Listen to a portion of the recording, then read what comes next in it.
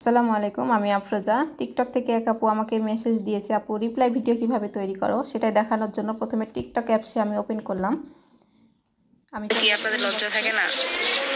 অকারণে ইনবক্সে যাওয়ার পরে অ্যাক্টিভ ক্লিক করব, যেখানে আমরা মেসেজ দেখে থাকি টিকটকের।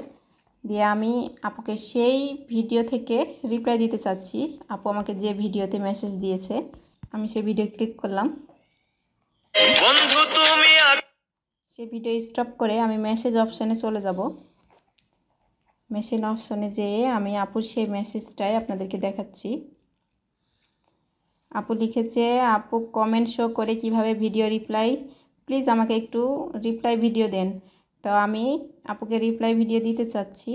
এই যে এইখানে রিপ্লাই লেখা আছে আপনার কমেন্টের নিচে, এই রিপ্লাই চাপ দিলে আপনার ভিডিও হয়ে যাবে। তো আমি দেখাচ্ছি আপনাকে।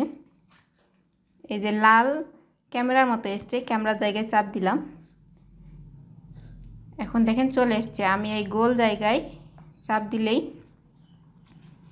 লাল গোল জায়গায় চাপ দিলে আমার হচ্ছে ভিডিওটা অন হয়ে যাবে। আমি অন করতে চাচ্ছি না। আর এই যে অ্যাড সাউন্ড লেখা আছে, এখান থেকে যে কোনো একটা আপনি গান সেট করে নিতে পারেন। তো আশা করি বুঝতে পেরেছেন। ধন্যবাদ।